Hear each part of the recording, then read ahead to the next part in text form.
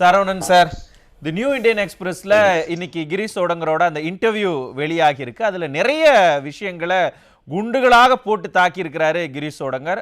ஆமா, நாங்க தாவேகா கூட கூட்டணி பேசணும் தான் அப்படிங்கிற அந்த உண்மையை இந்த தருணத்துல அவர் போட்டு உடைச்சிருக்கிறாரு. இன்னும் கொஞ்ச நாள்ல காங்கிரஸை கூட்டணி இட ஒதுக்கீடு இட பங்கீடுக்காக பேசுறதுக்கு திமுக அழைக்க இருக்கக்கூடிய சூழல்ல இப்படிப்பட்ட ஒரு விஷயம் என்ன மாதிரியான தாக்கத்தை திமுக கூட்டணிக்குள்ள ஏற்படுத்தும் நினைக்கிறீங்க? கிரீஷ் அவர் பேசுனதுல கூட்டணி விட்டு நாங்க வெளியேறிட்டோம் அப்படின்ற வார்த்தை மட்டும்தான் இல்ல, மத்த எல்லாமே அதுக்கு சொல்லி முடிச்சிட்டாரு. பொதுவா அரசியல் என்ன செய்வாங்க, ஒரு பெரிய கட்சிக்கு எல்லாம் பல கட்சி கூட்டணி சேருவாங்க. அப்போ அந்த தேர்தல் நேரத்துல பயன்படுத்த பார்ப்பாங்க, அந்த கட்சிக்கு ஒரு நெருக்கடியை கொடுத்து கூடுதல் சீட்டு பேரம் பேசுறதுக்கு ஒரு பயன்படுத்துவாங்க. இப்ப உள்ள கட்சிகள், சில கட்சிகள் மாதிரி பெட்டிக்கு கூட ஒரு பிரஷர் கொடுப்பாங்க பெட்டி வாங்குறதுக்கு. இன்னும் சில கட்சிகள் வேற கட்சியோட ஒரு கூட்டணி பேசிட்டாங்க, ஒரு பாசிட்டிவா இருக்குன்னா வெளியேறதுக்கான ஒரு முஸ்தீபுகளை செய்வாங்க. எனக்கு பார்க்கையில இவங்க தாவேகா கூட பேசிட்ட மாதிரியான அவரே ஒத்துக்கிட்டாரு. நாங்க பேசுறோம்ட்டாரு, நாங்க என்ஜிஓ கிடையாதுன்ட்டாரு. நாங்க நவம்பர்லயே இவர் ராகுல் காந்தி குழு அமைச்சிட்டாரு, 5 பேர் கொண்ட கமிட்டி. இவங்க நாங்க டிசம்பர் 3ஆம் தேதி சந்திச்சு ஸ்டாலின் அவரை சந்திச்சு நாங்க எங்களோட இதை சொல்லிட்டோம். கூடுதலான சீட்டு, ஆட்சியில பங்கு, உள்ளாட்சியில அதிக இடங்கள் 3 கேட்டுட்டோம். இது 3 அவங்க தர்றதுக்கு தயங்குறாங்க. இந்த பக்கத்துல தாவேகால இருந்து ஓப்பனா அழைப்பே எங்களுக்கு வந்திருக்கு. வந்தா 70 சீட்டு தர்றோம், கூட்டணியில நாங்க அங்க வைக்கிறப்ப பங்கு தர்றோம் இப்படின்ற எங்களுக்கு வந்திருக்கு. இவங்களை வச்சு நாங்க கட்சியை வளர்த்துக்கிற முடியும், திமுக கிட்டே நாங்க அடங்கி போய்கிட்டே இருக்கிறோம், அது மாறணும் அப்படின்ற ஒரு நிலைப்பாடு அவங்க எடுத்துட்ட மாதிரி தெரியும். ஏன்னா இங்க தமிழ்நாட்டுல மாணிக்கம் தாகூர் பேசினாலும், கிரீஷ் பேசினாலும், இவங்க எல்லாம் யாரு பேசினாலும், பிரவீன் சக்கரவர்த்தி பேசினாலும் அது ராகுல் காந்தியோட மனசாட்சி, மைண்ட் வாய்ஸா தான் நம்ம எடுத்துக்கிறணும். அப்படி பார்க்கையில திமுகவுக்கும் காங்கிரஸுக்குமான மோதல் முத்திருச்சு. கூட்டணி உடைய போகிறது, காங்கிரஸ் கூட்டணி விட்டு வெளியேற போகிறது. ஏன்னா அவர் என்ன சொல்றாரு, 12 to 20% வாக்கு இருக்குன்னு கொஞ்சம் கூடுதலா சொல்லிட்டாரு. ஒருவேளை கடலோர பகுதியில் கன்னியாகுமரி இப்படி இடங்கள்ல வேணா காங்கிரஸ்க்கு கொஞ்சம் இருக்கலாம், மற்ற இடத்துல ஒரு 4-4.5% அவ்வளவுதான் இருக்கக்கூடிய வாய்ப்பு இருக்கு. இருந்தாலும் சிறுபான்மை வாக்குகள் திமுகவுக்கு அப்படின்றது காங்கிரஸ் அடிப்படையில தான் வருகிறது. இஸ்லாமிய வாக்குகள் மெயினா காங்கிரஸோட கூட்டணி வைக்கிறதுனாலதான் திமுக அந்த வாக்கு போகிறது. அதை வச்சு இப்ப பிளே பண்ணி பாக்குறாங்க. பட் இது பார்க்கையில இந்த கூட்டணி உறுதியாக உடைகிறது. ஏன்னா அவர் ரொம்ப தெளிவா சொல்லிட்டாரு கிரீஷ்.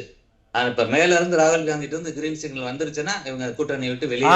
இந்த இடத்துலதான் ஒரு பெரிய சந்தேகம் என்னன்னா, கிரீஷ் சோடங்கர் பேசுறாரு, பிரவீன் சக்கரவர்த்தி பேசுறாரு, மாணிக்கம் தாக்கூர் பேசுறாரு. ஆனா செல்வ பெருந்தகை பேசல, ராகுல் காந்தி பேசல, கார்கே பேசல.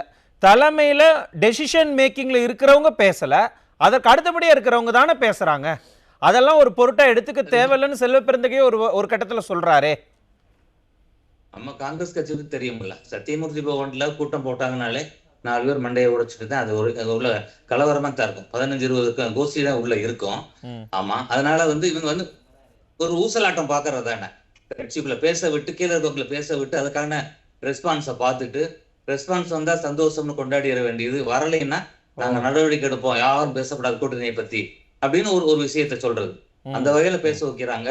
இவர் பெர்சனலா லாபம் அடைஞ்சிருப்பார். செல்வ பெருந்தகை பார்க்கையில நம்ம அண்ணன் சவுக்கு சாங்கர் மேட்டர்ல கூட அவர் பெர்சனல் ஆதாயம், இன்னும் ஒரு சில இதுல கூட அவரை இன்வால்வ் பண்றாங்க, அந்த மாதிரி ஆதாயம் இருக்கலாம்.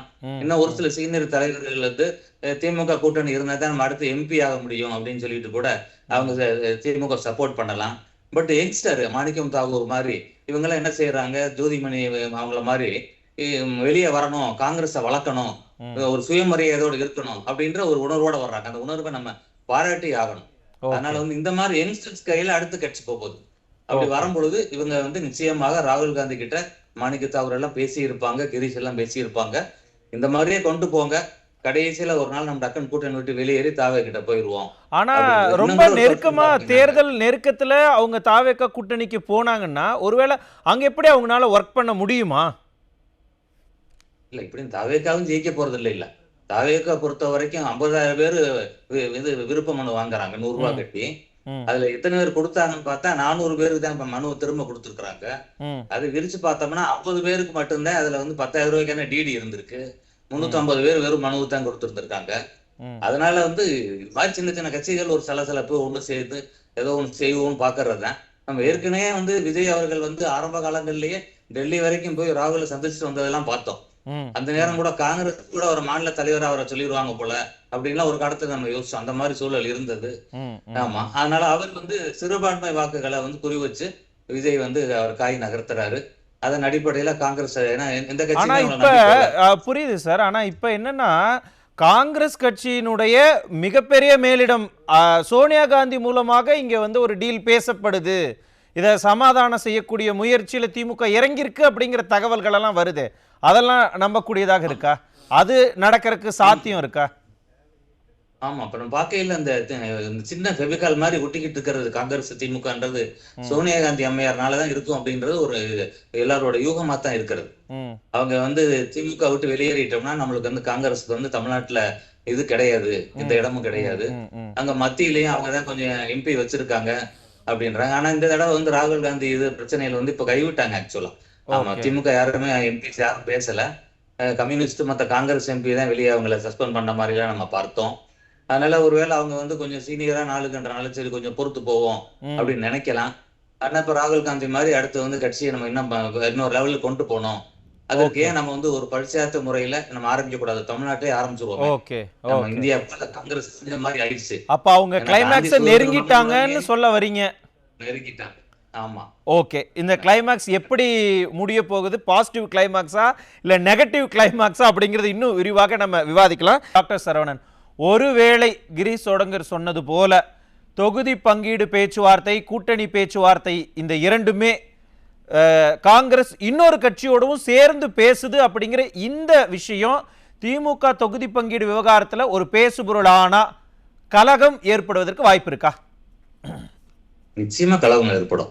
நீங்க பாத்தீங்கன்னா கிரீஷ் அவர் பேசும் பொழுது ஒரு வார்த்தை சொல்றாரு, காங்கிரஸுக்கு நல்ல நாள் வந்து விட்டது அப்படின்னு சொல்றாரு. அப்ப ரெண்டு தான் அர்த்தமா இருக்கணும். நாங்க கேட்ட 41 சீட்டை திமுக தர்றேன் அப்படின்னு தலையாட்டிருச்சு அப்படின்னு ஒரு இருக்கணும். இவங்க வந்து எல்லாம் பேசி முடிச்ச உடனே ஃபைனலா அந்த டேபிள்ல உட்காந்து எஸ்ன்னு சொல்றது. அது வரைக்கும் போன்ல பேசினாங்க, நான் பாக்கல நீ பாக்கலன்னு சொல்லிக்கிட்டே இருப்பாங்க. இல்லாட்டி இன்னொன்னு தாவேகா கூட கூட்டணி உறுதியாயிருச்சு போல, நல்ல நாள் வந்து விட்டதுன்னு சொல்றாரு. இப்ப ராஜகம்பீரன் சார் கொதிக்கிறதெல்லாம் பார்க்கும் பொழுது அது தாவேகாவோட போறதுக்கு முடிவு பண்ணிட்டாங்க போல இருக்கு. அதனால போகையில பொதுவாக இந்த மண்ணாவை தூத்திடுவாங்கல்ல, அது மாதிரி இப்ப என்ன செய்யறாரு ராஜகம்பீரன் சாரு, எல்லா கூட்டணி கட்சியும் இது கொண்டாரு. திமுக ஆளுங்கட்சி பலவீனப்பட்டு போயிடுச்சு. ஏன்னா நீங்க பாத்தீங்கன்னா 5 வருஷம் மக்கள் ஒரு வாய்ப்பு கொடுக்குறாங்க. அப்ப அவங்களோட சாதனையை சொல்லி அவங்க எவ்வளவு ஒரு இதா போய் கேட்கணும் இல்லையா? அது இல்லாம 0.4% வச்சிருக்க கட்சி ஏலத்துல எடுக்கிறோம்ன்றாங்க. இன்னும் 4% வச்சிருக்க காங்கிரஸ் கெஞ்சோன்னு கெஞ்சிக்கிட்டு இருக்கிறாங்க. இதெல்லாம் ஏன் அவங்க செய்யணும்? 2011 அம்மா அறிவிச்சாங்கல்ல, தனிச்சு நிக்கலாம்ல, ஜெயிச்சாங்கல்ல. அந்த மாதிரி ஒரு தைரியனால ஆளுங்கட்சி நாங்க 525 வாக்குறுதி கொடுத்தோங்க, எல்லாத்தையும் செஞ்சுட்டாங்க, நாங்க மக்களை தனியா போய் சந்திப்போங்க நாங்க அப்படின்ற தெம்பு திராணி இருக்குதா? இல்ல. இருக்கக்கூடிய சின்ன கட்சியை பூரா சேர்த்து காங்கிரஸ் கிட்ட நாங்க அவங்களுக்கு எல்லாம் சீட்டு தரணும், உங்க சீட்டை குறைச்சுக்காங்க அப்படின்னு சொல்லி கெஞ்சக்கூடிய நிலைமை திமுக வந்திருக்கு. அப்படின்னா இது வந்து கலை யதார்த்தம். திமுகவுக்கு உளவு துறையிலிருந்து செய்தி போயிருக்கிறது, திமுக நல்லா இல்ல, கிரவுண்ட் ரியாலிட்டி நல்லா இல்லைன்னு போயிருக்கு. அதனால திமுக இவ்வளவு படாத பாடுபட்டுக்கிட்டு இருக்கு. காங்கிரஸ மொத்தமாவும் நடத்துது, தைரியமா தூக்கி எறியக்கூடிய அந்த தெம்பும் அவங்க கிட்ட இல்ல. என்னதான் இருந்தாலும் 2011 கூட திமுக மிகப்பெரிய கூட்டணியில அமைச்சுதான் 2011 எலெக்ஷன்ல நின்னாங்க. ஆனா அந்த தேர்தல்ல கிட்டத்தட்ட 3வது இடம் எதிர்கட்சி அந்தஸ்து கூட இழக்கிறாங்க. என்னதான் கூட்டணி வலுவாக இருந்தாலும் மக்கள் எதிர்ப்பை சம்பாதிச்சா அவங்க எதிர்கட்சியை கூட கொடுக்க மாட்டாங்கிறத களம் நமக்கு நிரூபிச்சு காமிச்சிருக்கு. இந்த மாதிரியான சூழல்ல திமுகவினுடைய இந்த காங்கிரஸ் வெறுப்பு எப்படி அரசியல் களத்துல எதிரொலிக்கும்? நிச்சயமா திமுக தோல்வி வரப்போகிறது. அதுதான் இயற்கை. நான் சொன்னேன், தமிழக அரசியல் வரலாற்றுல 5 வருஷத்துக்கு மேல திமுக ஆண்டது இல்ல பாதியில கூட கலைக்கப்பட்டிருக்கு. அதுதான் வரலாறு. அதனால இயற்கையை அதற்கான வந்து வடிவமைச்சு கொண்டு வருது.